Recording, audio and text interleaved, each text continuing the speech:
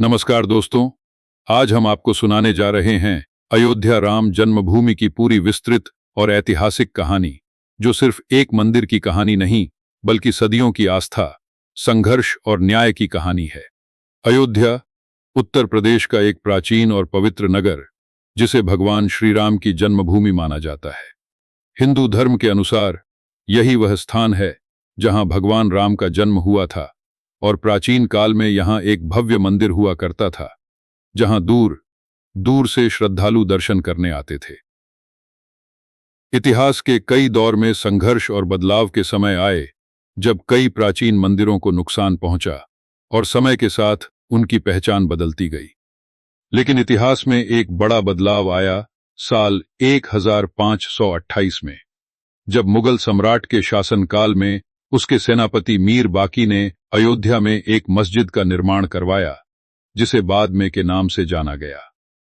हिंदू पक्ष का मानना है कि इस मस्जिद को राम जन्मभूमि मंदिर को तोड़कर बनाया गया था, जबकि मुस्लिम पक्ष इसे एक सामान्य मस्जिद मानता रहा। यहीं से एक ऐसा विवाद शुरू हुआ जो सदियों तक चलता रहा। समय बीतता गया और यह विवाद धीरे धीरे गहराता गया। पहली बार बड़ा टकराव सामने आया 1853 में, जब हिंदू और मुस्लिम समुदाय के बीच इस स्थान को लेकर झड़पें हुईं।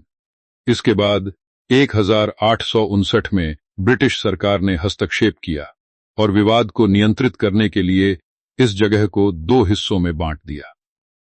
अंदर का हिस्सा मुसलमानों के लिए नमाज के लिए निर्धारित किया गया, जबकि बाहर का हिस्सा हिंदुओं को पूजा के लिए दिया गया।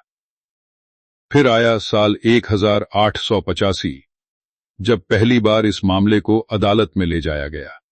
महंत रघुबीर दास ने कोर्ट में याचिका दायर की कि उन्हें इस स्थान पर मंदिर बनाने की अनुमति दी जाए, लेकिन अंग्रेजी अदालत ने यह कहते हुए अनुमति देने से इनकार कर दिया कि इससे शांति व्यवस्था बिगड़ सकती है।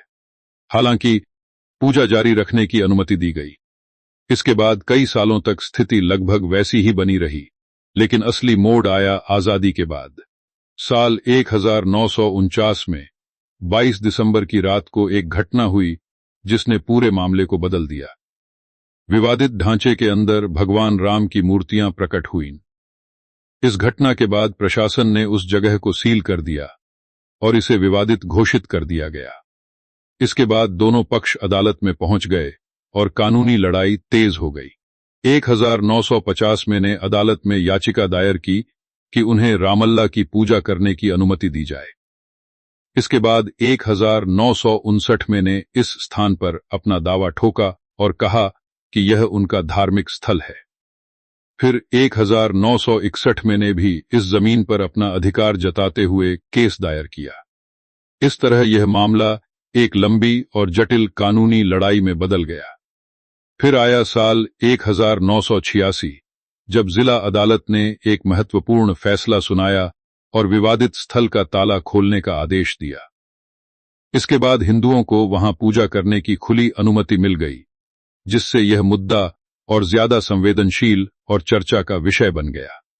समय के साथ यह विवाद और बढ़ता गया और फिर आया 6 दिसंबर 1992 का दिन, जो इतिहास में एक बेहद महत्वपूर्ण और विवादित दिन माना जाता है।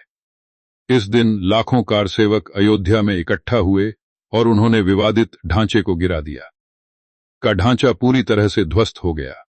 इस घटना के बाद पूरे देश में तनाव और दंगे फैल गए और मामला और ज्यादा गंभीर हो गया। इसके बाद यह मामला इलाहाबाद हाईकोर्ट में कई वर्षों तक चला। अंततः 2000 में हाईकोर्ट ने फैसला सुनाया कि विवादित जमीन को 3 हिस्सों में बांट दिया जाए। एक हिस्सा रामलला को, एक निर्मोही अखाड़ा को और एक सुन्नी वक्फ बोर्ड को। लेकिन इस फैसले से कोई भी पक्ष पूरी तरह संतुष्ट नहीं हुआ और मामला फिर से सर्वोच्च न्यायालय में पहुंचा। आखिरकार 9 नवंबर 2019 को ने इस मामले में अपना अंतिम और ऐतिहासिक फैसला सुनाया। कोर्ट ने पूरी जमीन राम मंदिर निर्माण के लिए देने का आदेश दिया और साथ ही मुस्लिम पक्ष को मस्जिद बनाने के लिए 5 एकड़ वैकल्पिक जमीन देने को कहा।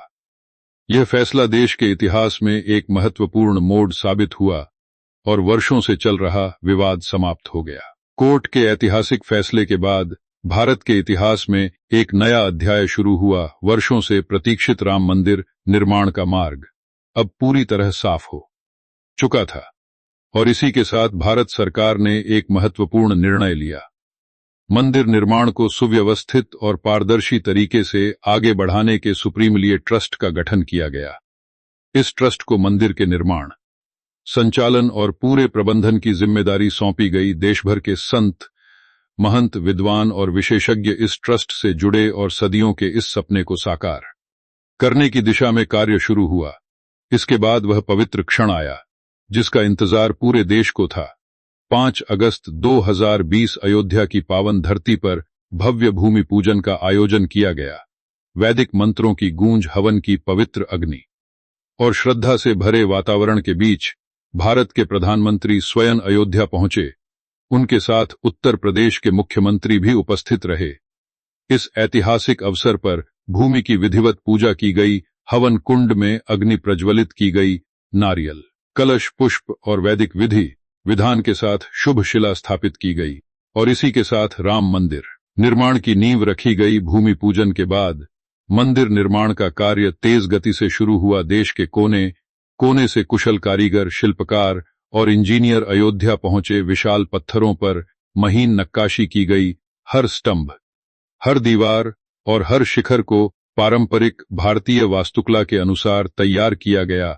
मंदिर का डिजाइन इतना भव्य और दिव्य बनाया गया कि उसे देखकर हर किसी के मन में श्रद्धा और गर्व की भावना उत्पन्न होने लगी। दिन रात अथक परिश्रम के साथ यह कार्य लगातार आगे बढ़ता रहा और धीरे धीरे एक अद्भुत और भव्य राम मंदिर आकार लेने लगा।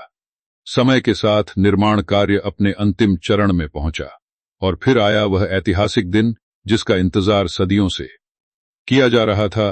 22 जनवरी 2024 अयोध्या में भव्य राम मंदिर का उद्घाटन हुआ। पूरे देश की नजरें इस पावन क्षण पर टिकी हुई थीं। प्रधानमंत्री की उपस्थिति में वैदिक मंत्रों और विधि विधान के साथ भगवान रामलला की प्राण प्रतिष्ठा की गई। मुख्यमंत्री भी इस दिव्य आयोजन में सम्मिलित हुए। पूरा वातावरण भक्तिमय हो उठा। घंटियों की ध्वनि, मंत्रों की गूंज और श्रद्धालुओं की भावनाएं एक साथ मिलकर एक अद्भुत दृश्य प्रस्तुत कर रही थीं। उस दिन अयोध्या नगरी दीपों की रोशनी से जगमगा उठी। हर घर, हर मंदिर, हर गली में उत्सव का माहौल था, जैसे पूरा भारत एक साथ दीपोत्सव मना रहा हो। भक्तों की आंखों में खुशी के आंसू थे और हर ओर एक ही जयकार गूंज रही थी, जय श्री राम, जय श्री राम।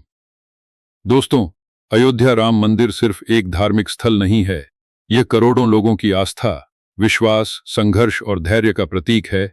सदियों तक चला विवाद, वर्षों की कानूनी लड़ाई और अंत में न्याय की विजय। यह कहानी हमें यह सिखाती है कि सच्चाई और विश्वास की राह भले ही लंबी हो, लेकिन अंत में जीत उसी की होती है। अगर आपको यह वीडियो पसंद आए तो लाइक करें, शेयर करें और कमेंट में जरूर लिखें, जय श्री राम। धन्यवाद।